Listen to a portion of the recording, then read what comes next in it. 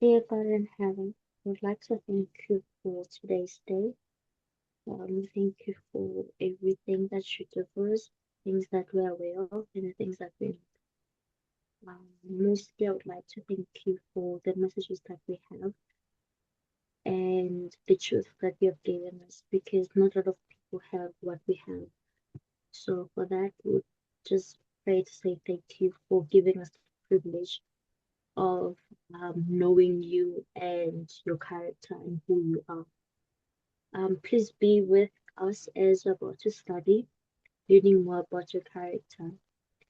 Um, Once more, we thank you for the privilege for being able to do that. I pray always in Christ's name. Amen. Thank you, Tina. Thank you, and good evening to everyone. Welcome to our study today.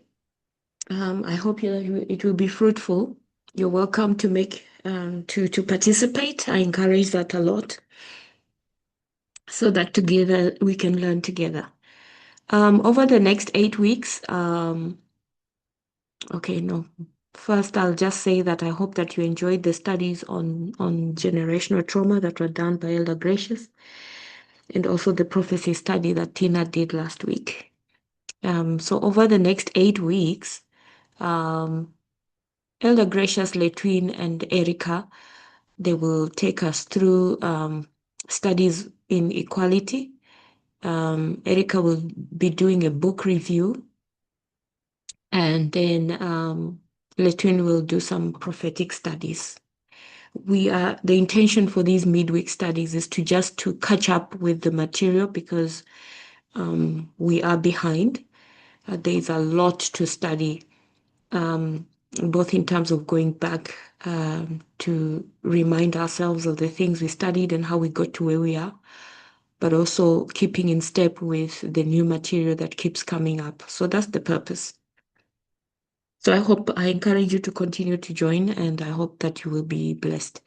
So today, I want um, I want us to look at 3 case studies. I'm going to quickly go through these case studies. As we've done before, I, um, I introduce a case to us and then we try to solve its problems. Um, these are going to be 3 short case studies. I'm going to go through them one after the other, and then we will have a short discussion after that, and then the last part will be to analyze everything and conclude. Um,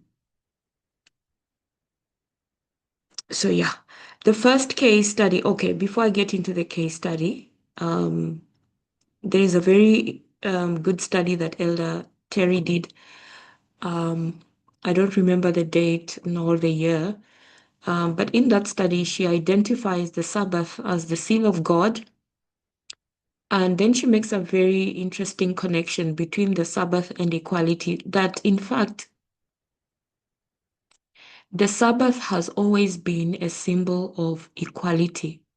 It's just that we never saw it that way until now after the Midnight Cry message.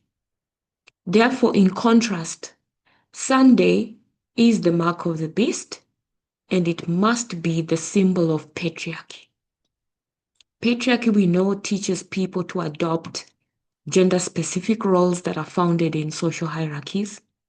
Women are taught to submit and men are taught to dominate.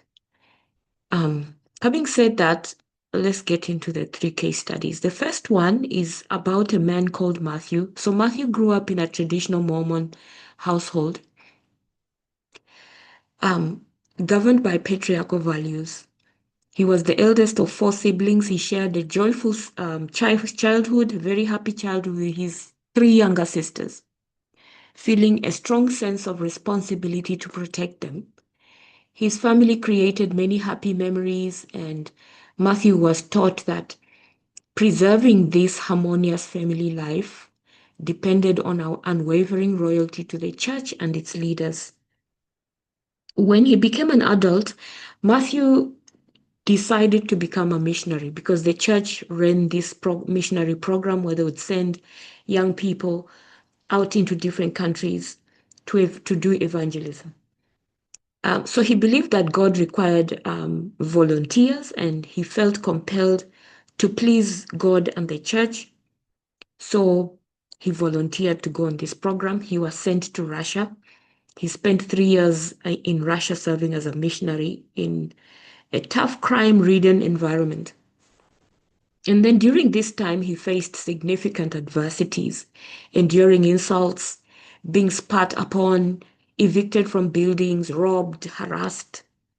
But despite all these hardships, he felt obliged to endure everything for the sake of Christ.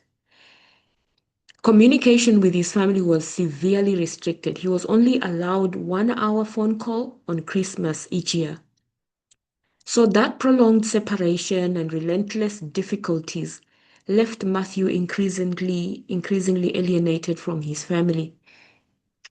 And when he finally returned home, he found himself unable to reconnect with them as before. He was struggling with insomnia and anxiety and was, after some consultation, diagnosed with PTSD.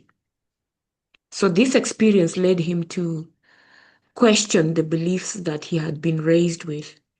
And eventually, Matthew actually left the church and he left his family and moved to a different state and started a new life. That's the first case. I'm going to move on to the second case. The second case comes from South Africa. It's about a person called Spiwo who grew up in a traditional Xhosa household, and he enjoyed playing with his sisters and eating the delicious meals prepared by his mother.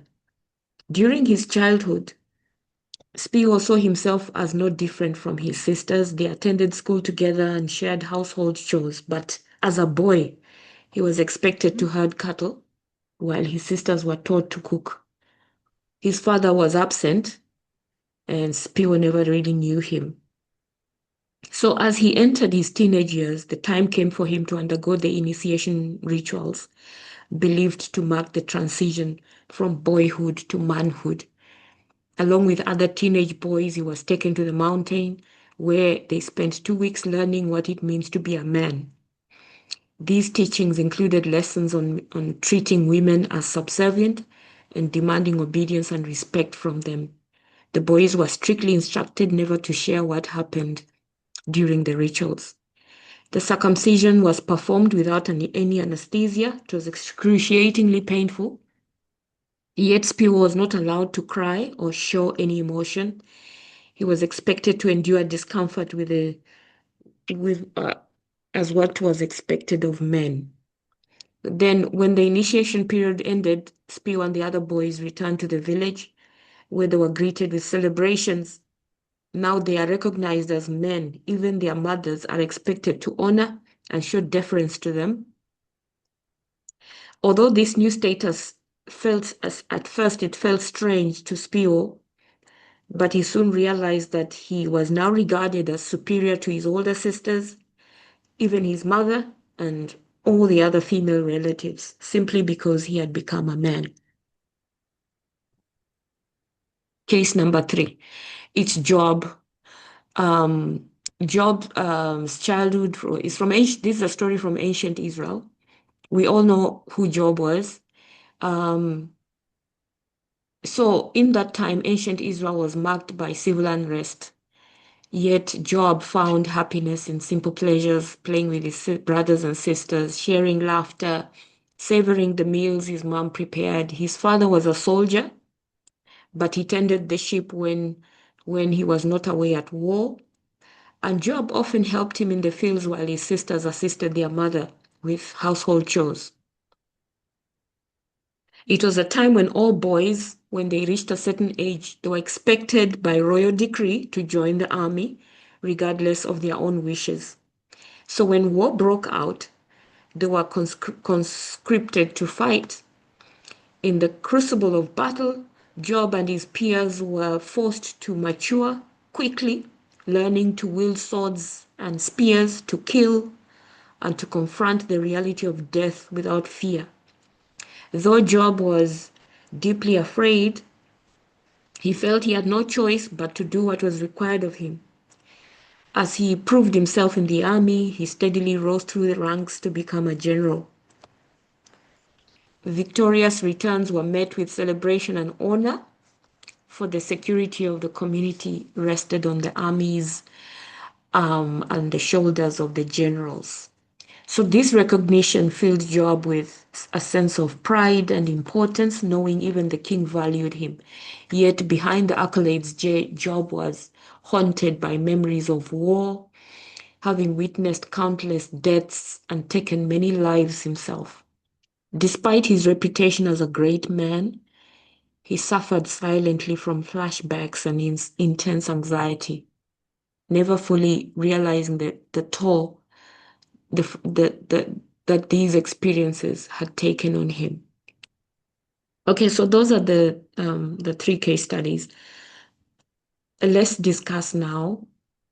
Um, what what what is the common thread that runs through these three stories that come from different places, different So I generations? need some quietness, please.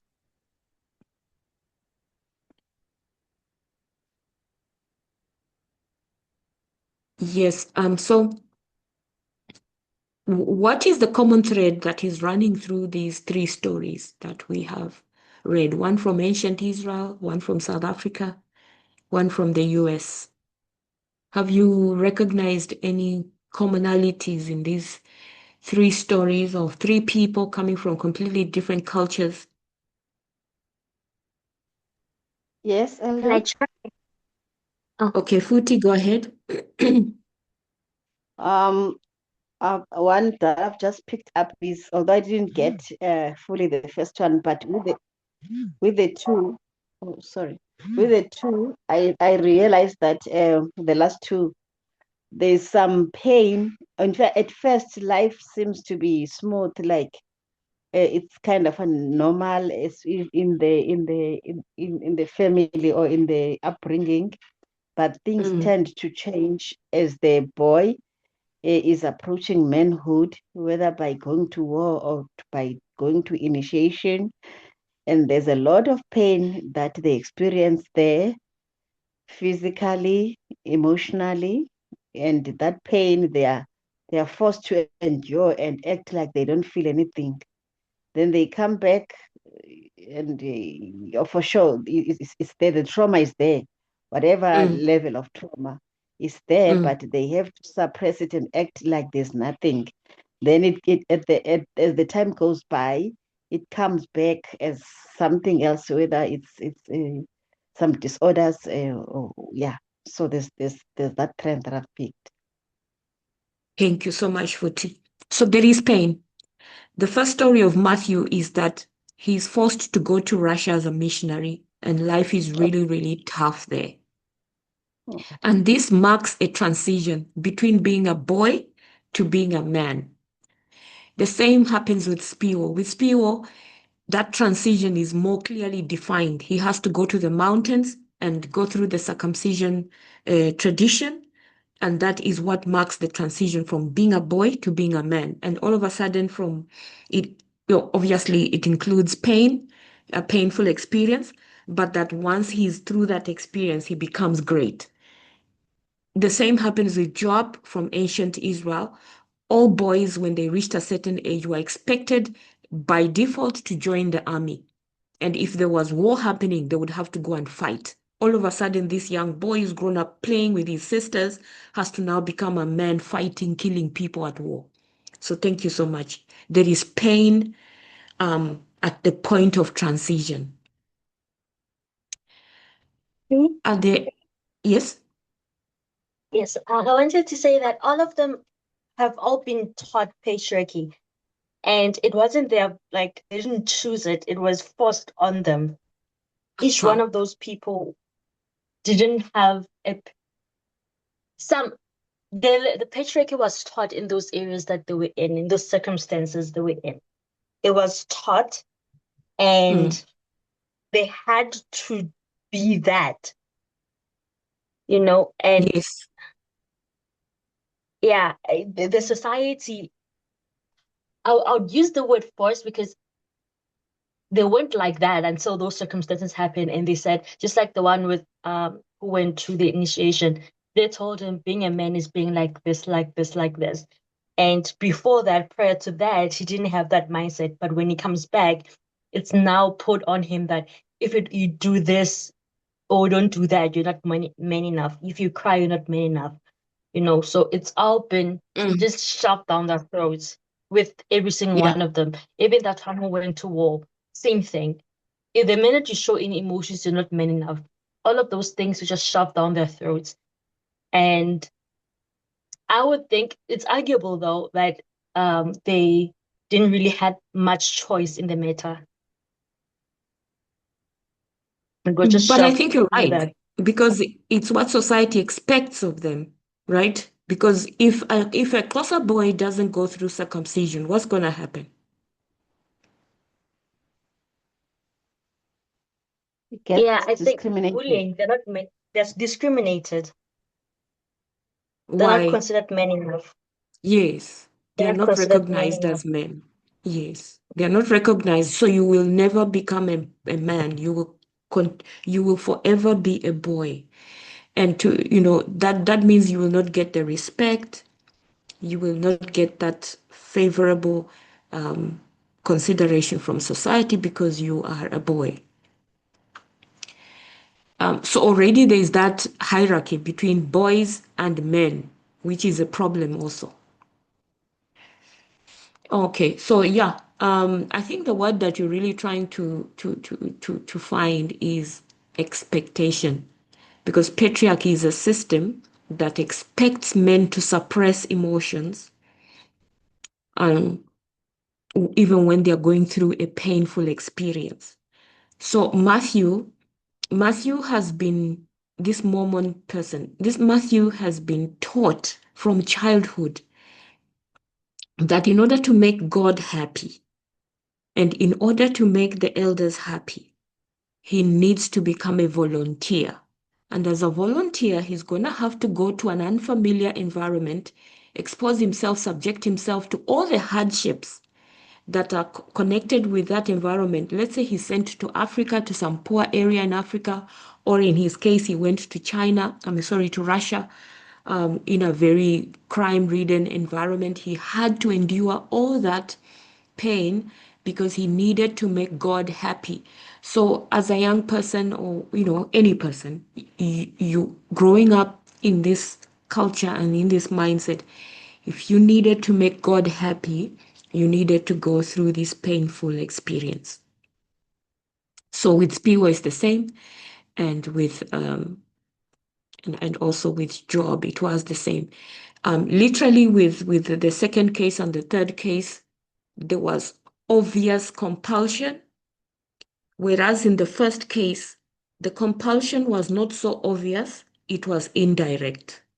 But nonetheless, I agree with you, Tina, that it was forced because any converted person, Christian, that wants to make God happy, they know they need to go through certain experiences or whatever, and they need to do to make God happy. Otherwise, if God is not happy, that patriarchal view of God that we have come to recognize, that we ourselves used to subject ourselves to, subscribe to, sorry. We know that you force yourself to go through those experiences because you believe it's the right thing to do. Thank you. Anyone else want to add something to that? Okay, so what does the painful experience do to the mind of a boy that transitions into a man through um, the painful prescribed experience? Futi, you mentioned trauma. There is trauma and disorders. And I agree with that. PTSD. We saw that Matthew suffered from PTSD. But what do you think happens in an African setup where we don't even recognize mental health challenges like PTSD. How does this person respond, or do they not respond to this painful prescribed experience that transitions them from being a boy to being a man?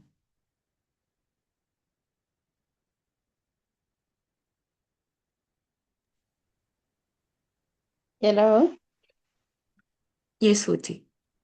I think through observation that they take out the trauma and the pain to the next person who is vulnerable. In most cases, it's the woman and the kids, the wife and kids. So what goes in must come out. In physics, they say for every action, there's an equal and opposite reaction. They go through a painful experience. They are circumcised without anesthesia. And then they are told they are forced to go and fight in the wars. I mean, anciently, when all these boys were expected to go and fight, from playing to coming face to face with death, and in a state of war, if you don't kill your enemy is going to kill you. So you're forced to kill to stay alive. Or for Matthew, who has to go through this tough experience, that something is done to them. They absorb something. And for that thing, and they're being told while they're absorbing that thing to not react. Don't cry, don't complain, because you're going to be a sissy if you cry or complain. And we can't afford to be a sissy or to be labeled as a weak person. So they absorb all this pain, but the laws of physics say that whatever goes in must come out. So while Matthew, it comes out through the PTSD symptoms that he develops of anxiety and restlessness. For Spiro, it probably is going to manifest in the abuse of the person that's closest to them. And that person is more likely to be a wife, and then children, and then the rest of society. So yeah, what else?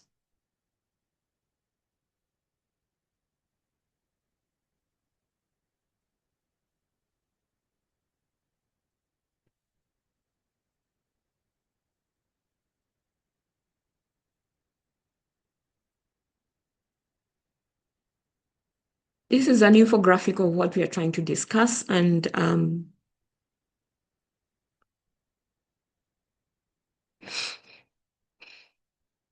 gonna try to go through the steps one by one. So the first step is that we are looking at how culture creates a pathway to abuse. What we're really saying here is that men are victims of patriarchy just as women. And, as we study equality, we need to understand we are not saying that men are bad and women are good. No. We are saying that a system has been created in which there is hierarchies of power. And whenever there is a hierarchy of power, definitely there is powers that will have to be exercised from those that have powers to those that do not have the power. It's a natural consequence of the system that is in place. So I hope that by now we've learned that we are not trying to say that men are bad just, on the surface like that. We are going deeper to look at the issues that culturally create a pathway to abuse, and that this abuse is meted is it has gender, it's gendered. So the first step is that there is gender exclusive hardship. Men are required to endure experiences that women are excluded from. For example, in South Korea, all men have to go to compulsory military service. And I always wonder why women are excluded. And South Korea is one of the most misogynistic, patriarchal societies that align themselves with Western civilization. So it's different from North Korea. North Korea is like communism and all of that. South Korea is a capitalist nation that identifies itself with Western culture. They really stick to their own Korean culture, but they are very misogynistic. Gender equality is a serious problem in South Korea. And I think one of the drivers is the fact that men have to go for compulsory military service, and everybody hates it. Nobody wants to go there because it's compulsory and it's not nice. So men are forced to go through that experience, and women are excluded from it. This male-only initiation rites in some African cultures, dangerous or painful rites of passage that are framed as becoming a man, such as circumcision. For example, teenage boys undergo this circumcision without anesthesia. It's just, at least in South Africa, things are changing a little bit, where cultures are becoming a little bit more more cognizant of the fact that this is a painful procedure and it's dangerous. We've had those stories of boys that end up dying after they've gone through these processes, through infection and stuff like that. So we're seeing that more and more parents are opting to take their children to hospitals where at least the procedure can be done under anesthesia and under sterile conditions. But anyway, nonetheless, this tradition still exists in many parts of Africa where boys are circumcised without anesthesia under unsterile conditions. And then initiates are isolated in the bush for weeks. This is a high-risk environment for infection, dehydration, and even death. And then there is the cultural framing. You're not a man until you endure this experience. And that this painful experience is framed as a proof of masculinity. So that's the first step. In the Kikuyu culture, Kikuyus is a tribe in Kenya. Circumcision is performed publicly. The boys must not show any pain or fear while this is being done. Any display of weakness leads to humiliation. This cultural framing that manhood is not compatible with pain and fear. Maasai men are expected to kill lions. There's this emotional and sexual tests that men have to go through. In Papua New Guinea, the boys are separated from their mothers for years. They undergo ritualized bleeding, pain, ingestion rituals. And the cultural framing is that masculinity must be forcibly created. The Aboriginals go through scarifications, circumcisions, sub-incisions, there is strict secrecy and a male-only knowledge. Even I guess those are extreme examples, but the whole idea of patriarchy is that men are the providers. So men are expected to go out there and face dangers, challenges, uncertainties as heads of homes so that they can deliver food on the table with all the streetwiseness required to single-handedly provide. I think that puts men into a lot of trauma, that the responsibility of a whole household lies on one person. That this person, whatever the family challenges the family is facing, this head of the home has to make sure that everything is they're covered, protecting the household, providing for the household, making sure they make an income, go out there and face all the challenges, whatever they are, to make sure that they are providing. So the ideas that progressively get planted in the mind is that I have suffered in ways women have not suffered. So that's step number one. The second step is now when the suffering is moralized. So suffering is not just endured, it's spiritualized and moralized. So men are told that these experiences make them strong, that this proves that they are worthy, like Matthew. So Matthew goes as a missionary and suffers there because when he comes back, he's going to come back as a hero, recognized by his elders, and he's going to feel like God approves of him. And then through these experiences, like Spiwo is told, you've gone through this experience. You're now a man. You now have to exercise authority over all the females in your family, including your mother. So the painful experience gives them authority. So the pain is converted into a moral superiority. Men who endure suffering are seen as entitled to respect and authority. So, in other words, aggression, trauma, hardships are normalized. You take this painful experience of circumcising a boy, a young kid, without anesthesia. It's a painful process. It creates mental trauma, and it's an abnormal experience. But society takes that and normalizes it. So all the boys are expected to now, the expectation is that you need to be normal. So you need to go through this painful experience to be normal. I think even, I think as present truth people,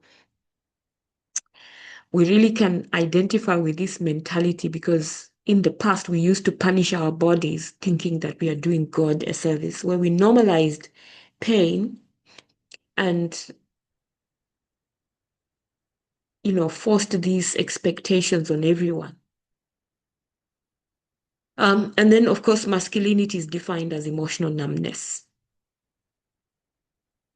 Pain, endurance is linked to dominance because you endured pain that gives you the right, the access to a position of dominance. Where empathy and vulnerability is described as unmanly, where male bodies symbolically are linked to spiritual authority, where pain itself is less the issue than gendered covenant privilege. Masculinity is defined against women, violence and domination is normalized, misogyny is institutionalized, and you get this warrior-like identity. Leadership is tied to aggression. Women are excluded from political authority, and then knowledge is monopolized by men.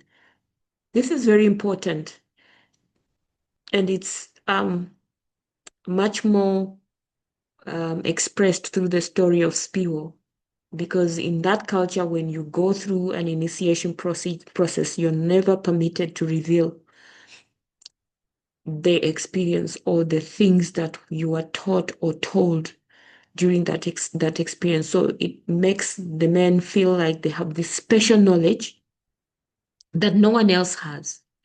The Papua New Guineans also go through that experience of a secret knowledge, and the Aboriginals in Australia also have those rituals where there's a secret knowledge or information passed down to the men, and therefore they are the only ones that carry this knowledge. Therefore, by default, it places them into a position of superiority or dominion because they are the custodians of a secret knowledge. So, in all these stories, and even in the story where a man is the only breadwinner who has to crack his head to provide for his family. Suffering alone, this suffering becomes a credential rather than a shared human experience. And this is what leads to the spirit of entitlement. So there's a lot of secrecy and male-only knowledge where women are forbidden from knowing what happens during these experiences, or boys are sworn to secrecy, where questioning is punished or shamed. So as a boy going through that experience, you are not allowed to question the culture or the tradition. By questioning, you are demonstrating that you're not meeting the standards or the requirements. So these first three steps, the first one being the painful experience, this gender exclusive hardship, and then the moralization of that pain, making pain normal when in fact it should be treated as something abnormal. And then the third step is this secrecy around these painful experiences. This is what builds a pipeline that leads to what we know as abuse. Any comments or questions so far?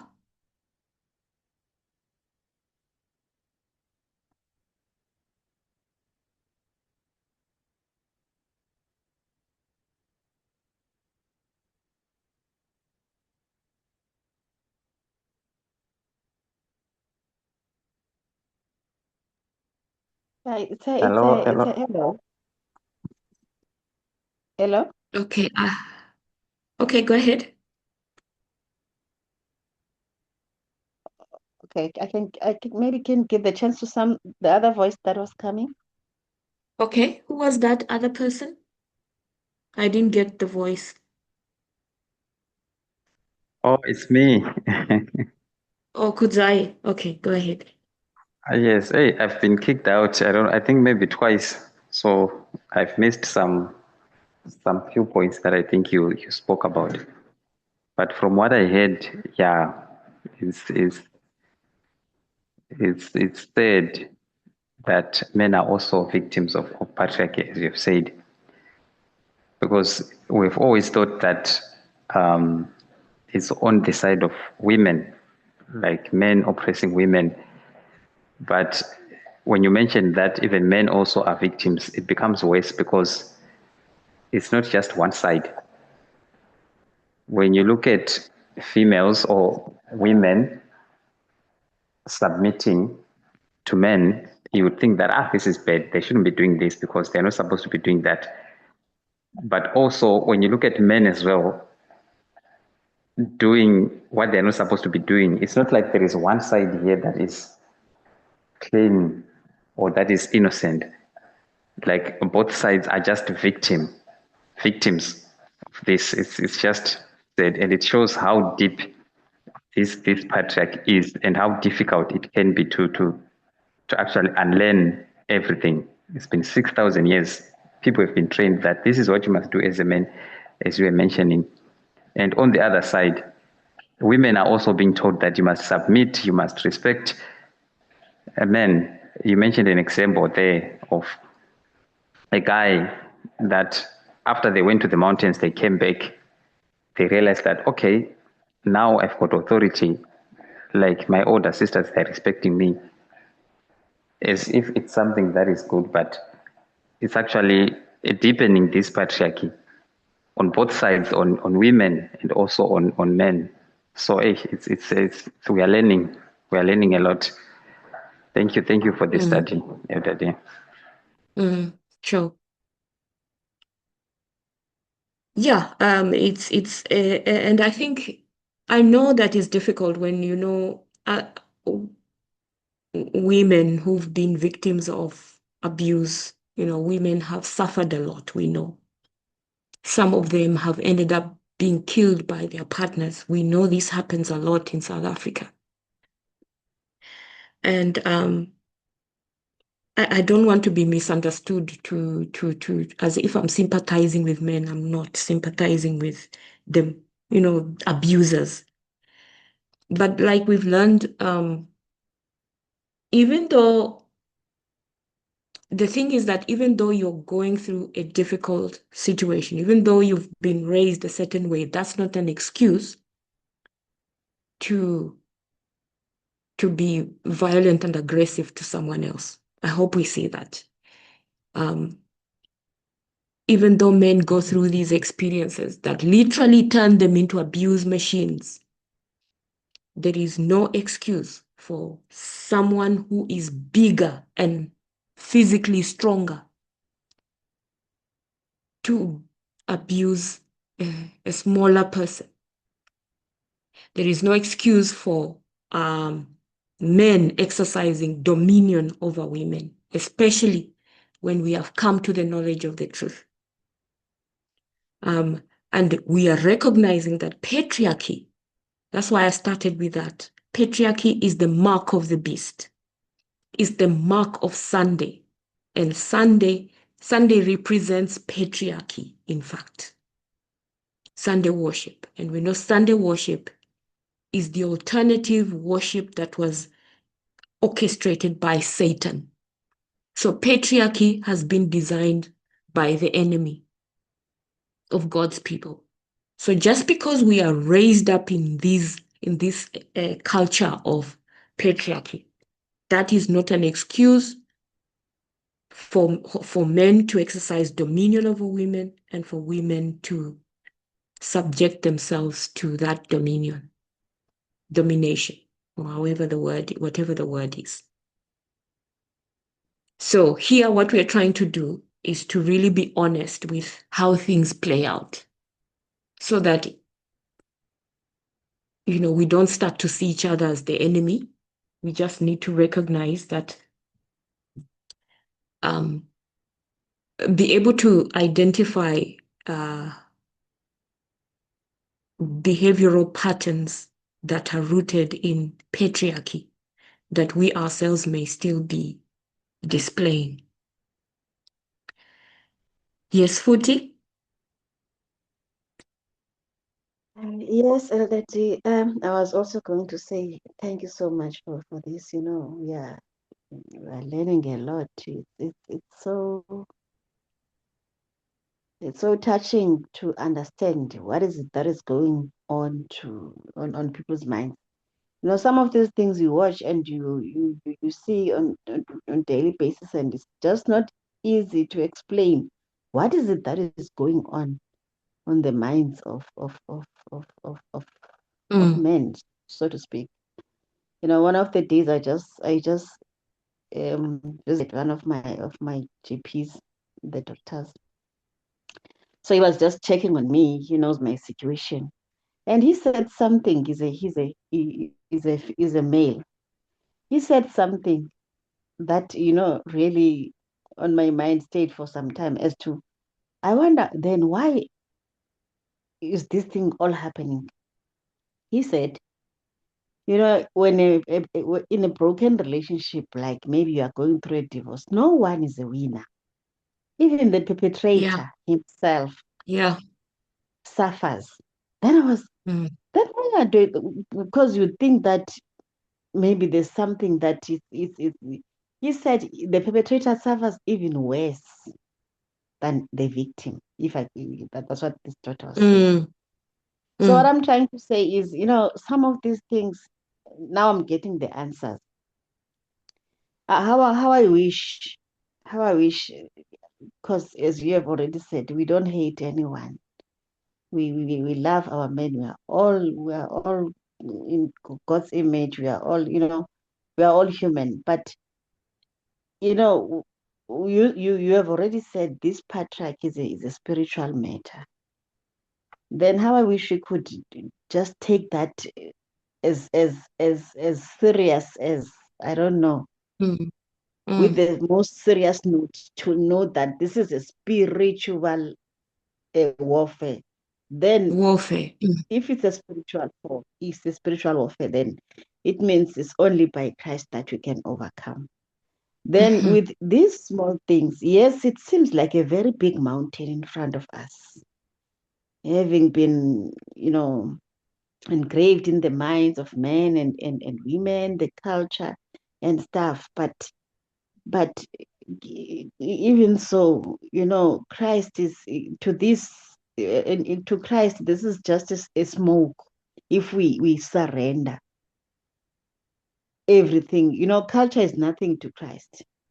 If you can just tell, these small things, they seem to be small. These things, I was impressed. I was just sharing in the fellowship that I'm impressed by the way some men have responded when it was advised that, in trying to clean, to unlearn all this poisonous whatever that has developed in our mind through the system, we need to even take things like teaching the kids as men,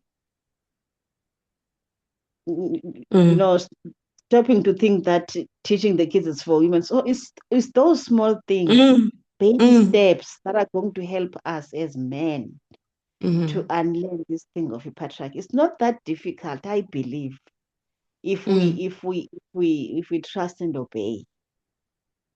Yes, it's good to understand. I really appreciate the study because it's satisfying to know what is it that is going on. But given that too, it doesn't mean we are condoning, or maybe, as you already said, that we're not sympathizing, but we're taught so that we can understand. You are the medical practitioner, if I'm using the correct term. That it's always best to understand what caused the problem before you can go to what is the solution. So now Yeah. we are being taught, yeah, God is doing everything. We really having no excuse. This thing every day is revealing that we are getting no excuse. We are taught, Yeah. we are equally affected, both male and female, everyone. Thanks. Yes. Okay. So I know that not many men in the movement are expected to go on tough, painful missionary um, escapades. Many did not have to go through circumcision or have to go out and fight in a war.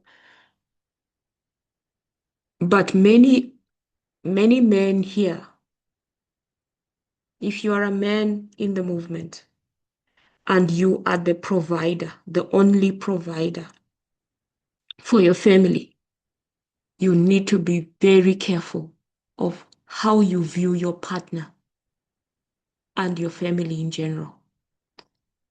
I think that's a very high risk situation because psychology is psychology. When you've been through a painful experience, what goes in must come out. So we're gonna now, in the last part, look at the psychological effects of this normalized painful experience that apparently transitions a person from being a boy to a man, the psychological effects that it causes upon them.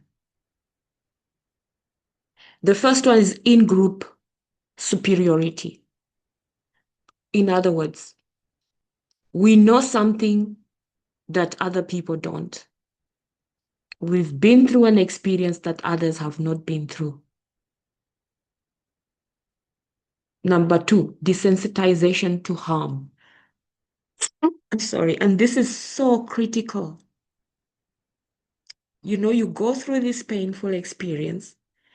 It is normalized to you. Give me a sec.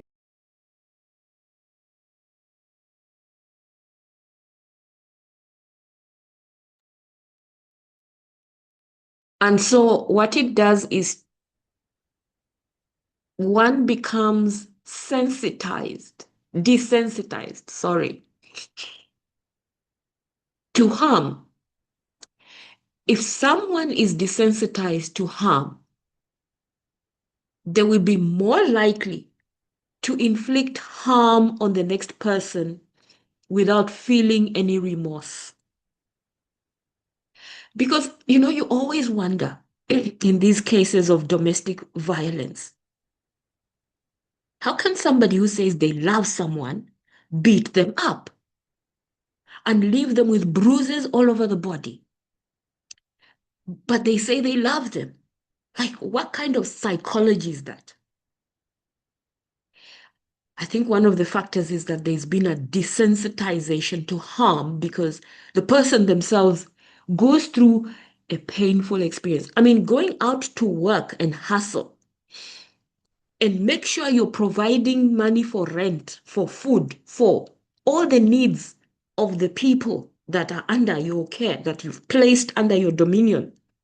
I don't think that that is a very straightforward experience. I think it's filled with anxiety, worry, stress, but because you're a man, you are not expected to show any emotions or even come to your partner and show worry.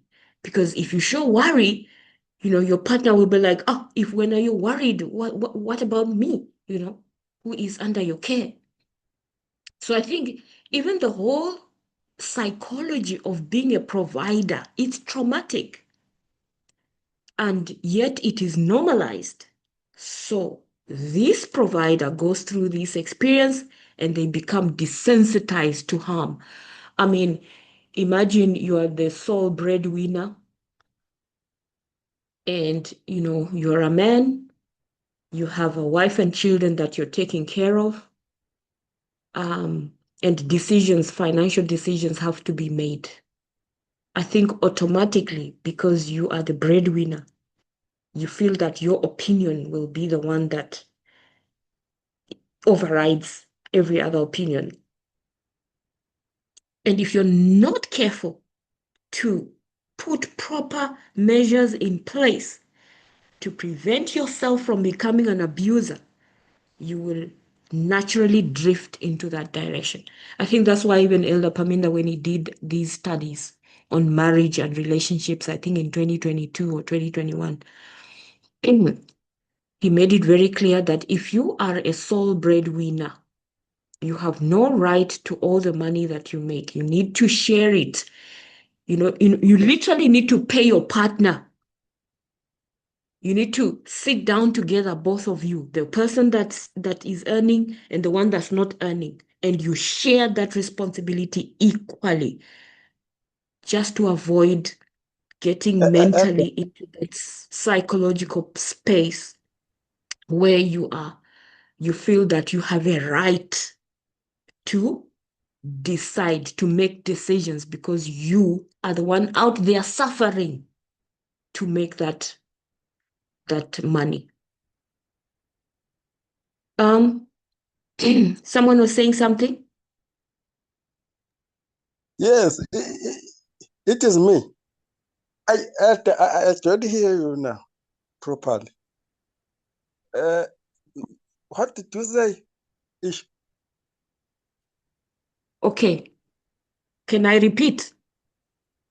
Yes, Let me repeat please. about the point of desensitization to harm. Am I audible? Yes, to me, Yes. you are. I think No, it you are needs not some other. audible. I was The not line audible. is Okay. It's what I was saying, that my network was poor. Um, is it coming through now? We could hear Yes. you clearly though, throughout some of us. Okay, let me go through the desensitization to harm story. Pain is pain, and pain is not normal. Whenever there is pain, there is a problem. But what has tended to happen is that we've normalized pain. And when we normalize pain, we are more likely to inflict harm on the next person without feeling remorseful about it. So I was giving an example of a man, because patriarchy, that's how patriarchy plays out, that men are the breadwinners. You are a breadwinner as a man. You go out there to work. Work is not simple, right? You might have to sweat all day. You might have to deal with toxic leadership or management or toxic work partners. It's not straightforward. Maybe you're working so hard and not earning enough. So I'm trying to say work is not easy, right? But you're the breadwinner. You're the one who goes out every morning. You're the one who has to wake up at 5 a.m. to prepare while your wife is still sleeping. You're the one who has to deal with toxic managers while your wife is at home waiting for you to come home, bring the money, bring the food, buy the groceries, all that stuff. So you have this mentality of entitlement because you're going through a painful experience. That pain desensitizes you because society normalizes that. You're more likely to become abusive to the people closest to you and inflict harm on them and not be remorseful about it. Because there's a normalization of pain, which leads to a normalization of violence. So the message that gets drilled into the mind of this boy as he goes through this painful experience of a circumcision without anesthesia, and he's being told this is normal, this is normal, pain is normal, this pain is normal, is that, and then they come out of there 2 weeks later and they are a powerful, important person in the home, that they have now authority over even their own mother. The message, the psychological message that is being drilled in the mind is that power belongs to those who endure and keep secrets. So, and then there is a conversion of suffering into entitlement, where the cultural logic subtly shifts from I endured hardship to I deserve authority because I endured hardship. So when they are going through the painful process of the circumcision, or having to go out and face death and fear at war, or having to go out and work and face that toxic manager, they endure that hardship in that moment. But that gets converted into, when they now come home, I deserve authority because I endured hardship. So this is the entitlement leap. So women having been excluded from these experiences, they are then framed as less human, less capable of leadership, and in need of male control or guidance. And then what happens is that this whole psychological thing gets institutionalized and enforced through the system of patriarchy. So we have the patriarchal family structures, we have the religious teachings of male headship, and then you have the legal and customary systems that are favoring men, the cultural, in Africa, we recognize the cultures of the tribes, the tribalistic traditions where the men are the chief, and then in the social tolerance of male aggression. And this is really, really like the cherry on top, where you see males exercising aggression, and then society says, yeah, give a thumbs up for that.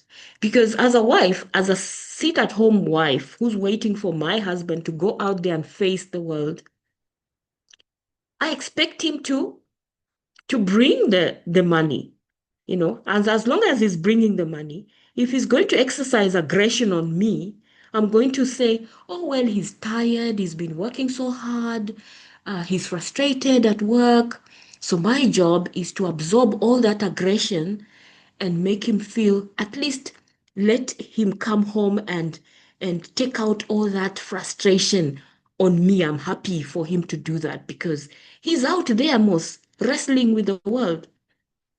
So society becomes tolerant to aggression. Wives, especially women that are sit-at-home mothers, they tolerate a lot of this male aggression because they are depending on this person for their survival. I mean, let's be realistic. Money talks. Everybody needs money. So the person that makes the money, that's the powerful person in the structure. So patriarchy, the patriarchal structures of the family structures, the religious structures, the legal system, the social intolerance of male aggression, all of these and are the enablers to continue to allow patriarchy to exist, to give it a life, to prevent it from dying. So abuse becomes excused as discipline. I'm disciplining my child, I'm disciplining my wife. It gets excused as leadership. This is what leadership looks like. This toxic manager has to be aggressive because people will take advantage. Abuse becomes excused as this is our culture. We are Kikuyus, we are Xhosa people, we are Zulu people. This is how we do things. If we give up on this, we are giving up our culture, and that we can't do because, all of that. Abuse becomes excused as tradition. This is how we do things. So what I was trying to demonstrate through these case studies is that there's this pipeline that turns male citizens into abuse machines. And if as a man you're not careful to carefully consider how you are raised, how patriarchy works, the message, the gospel that we are now being taught, you can still be in this movement and still be an abuser under the excuse of I'm disciplining my people, I'm the head of the home, oh no, this is cultural, I'm in the movement, but at the end of the day, I'm still a vendor person and my culture expects me to behave like this, like that. And then you perpetuate abuse because it has nicely been dressed up. And I guess that's why it's important for us to consider this, how it works, how it leads, how it can turn a very harmless boy into a highly toxic and abusive person. And if we are honest with ourselves, we will even be able to identify abusers within our own families, our own brothers, our own fathers, as women, our own husbands. I think abuse, we can easily see it in our husbands. But sometimes when it's our fathers or brothers, we can excuse it as no, he needs to discipline, he's the head of the home, this is all cultural. Yeah. So that's the gist of this study. And I feel like if we can be able to trace these practices and these patterns of thinking, we can begin to really look at ourselves, the situations that we are in. And as I said, if you're a man and you're the only provider for your home, be careful to go back and look at the videos that Elder Paminda did on marriage and relationships. Please, please. Because if you don't do that, you're going to have this spirit of entitlement, because this is what patriarchy does. It gives men a spirit of entitlement. It places them, it pushes this boy of 14 years old 2 weeks ago, and now all of a sudden he's the almighty head of the home, because he has been through this painful experience.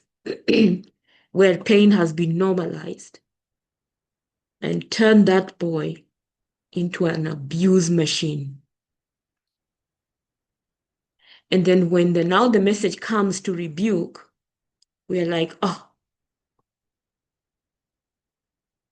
why am I being attacked?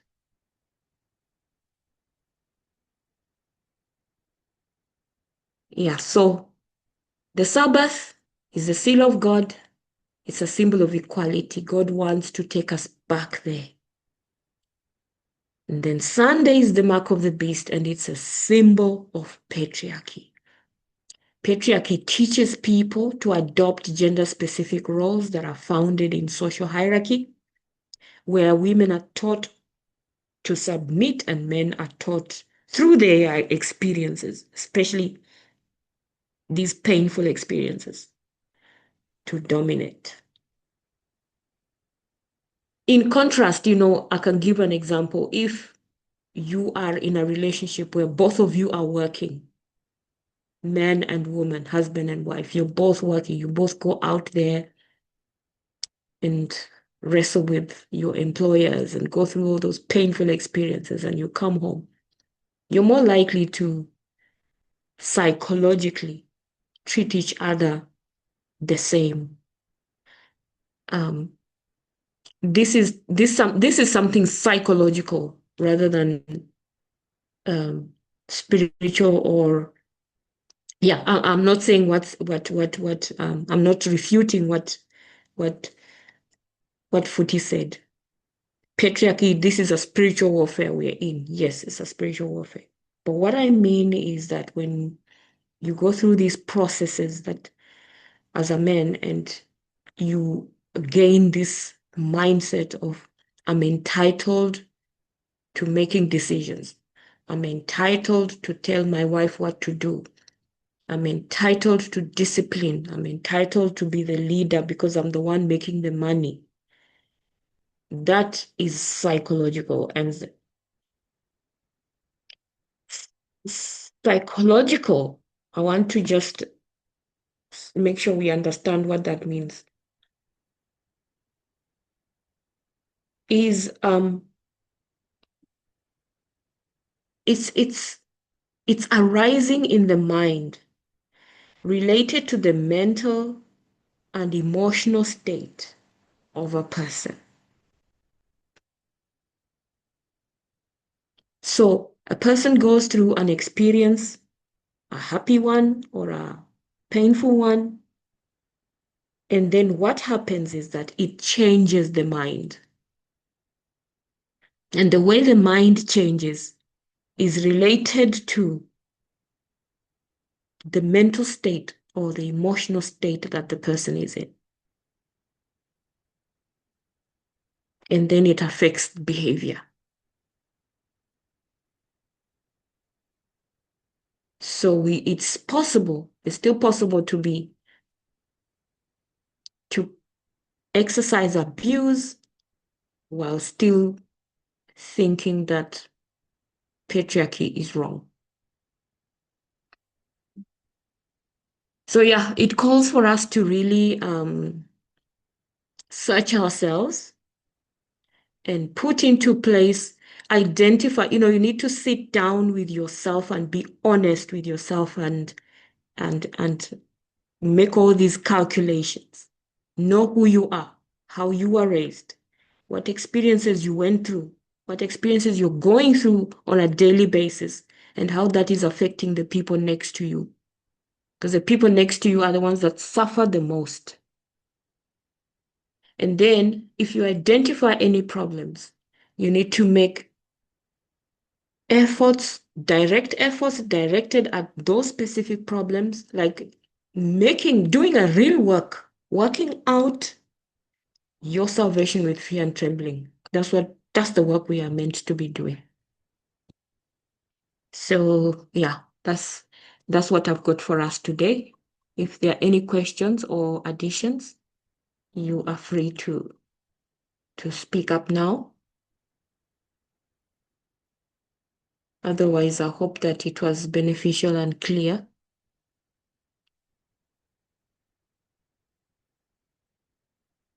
Yeah, it Are we was. good? It was. Wonderful. Mm-hmm. Thank you. Thank you so much for the study. You know, I've always thought that patriarchy benefits men, but the way you've explained it, it's actually a case even on the side of men.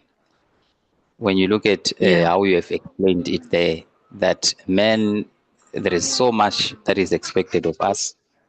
And sometimes imagine you are expected to be a leader, and you're not even a leader, but the society expects you that you should be the head.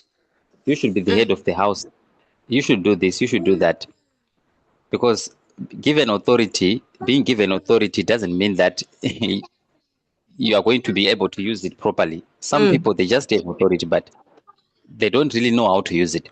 So imagine you have all this power and you don't know how to use it. It becomes a burden and it becomes a curse if you don't use it properly. So, hey, you Yeah. have opened our eyes, and there is a lot that we actually learned from this study. Thank you so much. I like the way that you're putting it, that, you're put in a position of power. You don't have the skills. That's how men have ended up abusing women. Because imagine you're out there suffering, you come home, and then for some reason you feel like your wife is not respecting you. What tends to happen is that's how men become abusive. They can maybe start by scolding, shouting at the woman. And if she's not obedient and not respectful, you beat her up. And if she becomes a real serious problem thorn in the flesh, you kill her, take her out. Yeah, it's just the pressure of being put in a situation like that. Or imagine your job, you're one day playing with your sisters, the next day you're expected to carry a sword and take the head of someone. I mean, at least in this generation, not many have to go through that experience. But I mean, 5,000 years ago, the way life was, if you were a boy, that's why God had wanted for ancient Israel to be a theocracy under his care, under God's care, sorry. But because of rebellion, they wanted to be like the heathen nations around them. And so they would have to force their young boys to join the army and do that work. Ugh, you know what? That's hectic. You can imagine what that does to somebody's psychological mindset.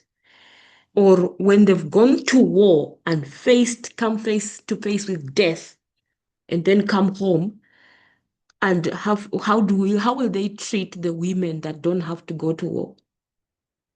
You just have to sit there and wait to be protected. That's why they end up feeling like I'm the authority here. I need to make the decisions because I've gone through all this pain and this tough experience. So it's my right to exercise authority. Yeah, so really may God help us to escape this mindset and to take the necessary steps to help ourselves escape that mindset. So we're going to close in prayer. Thank you all for attending and for your contributions. I hope that we will be encouraged rather than discouraged. God has trusted us with this message to set us free, and I think that's a wonderful opportunity and privilege that we have. So let's close in prayer. Dear God, we want to thank you for the message of equality. We know that patriarchy has been presented to people as something beneficial, but we can see the harm that it has done to both the people that it has privileged and the people that it has disadvantaged.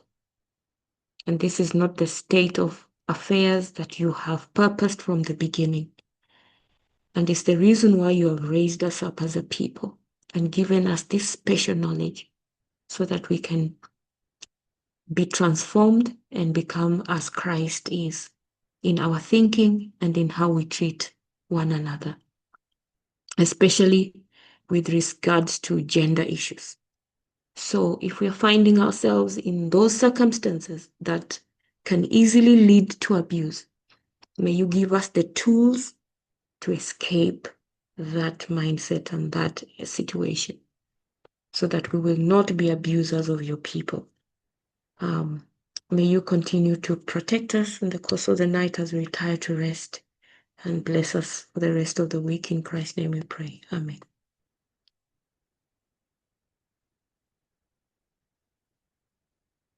Tina, over to you.